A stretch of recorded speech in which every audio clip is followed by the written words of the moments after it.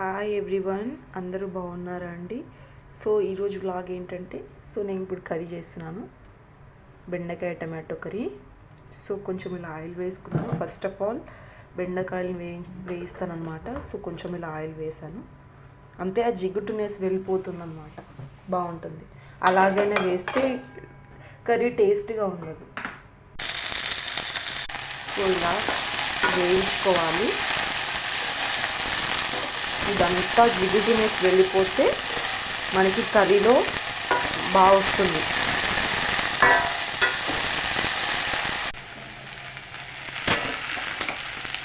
So ఇలా separate చేసుకున్న తర్వాత చూడండి, బాగా వేగిపోయాయి. ప్లేట్లో తీసేసుకుంటున్నాను.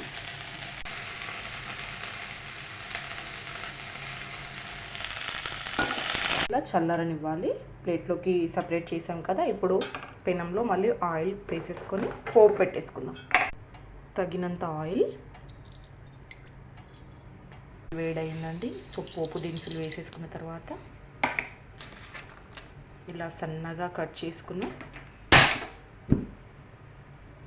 చూడండి నేను ఇలా వెల్లుల్లి రెబ్బల్ని ఇలా వేస్తాను అనమాట. టేస్ట్ బాగా వస్తుందండి. అంటే ఇలా తరువాత నేను పచ్చిమిర్చిలో చేస్తున్నాను. సో పచ్చిమిర్చి వేసేసాను. చూడండి,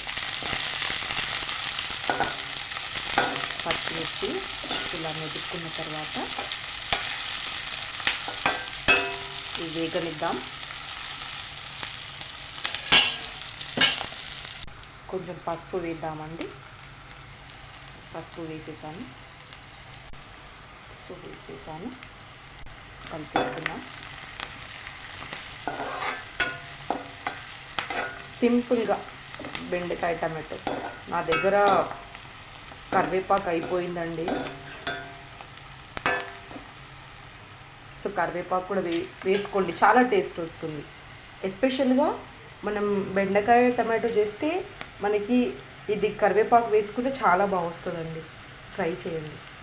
సో వేగిపోయాయి కదా, సిమ్లో ఉంచండి. సో ఇప్పుడు వేయించుకున్న బెండకాయలు వేసుకుందాం.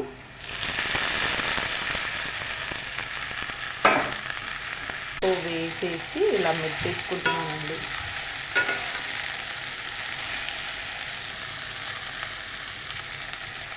ఇప్పుడు టమాటాలు వేసేసుకుందామండి. సో మిక్స్ చేసేసుకుందాం. సో సాల్ట్ ఇప్పుడు యాడ్ చేద్దాం. సో సాల్ట్, ధనియా పౌడర్ వేసేసి చూడండి, ఉడికిపోయింది మంచిగా.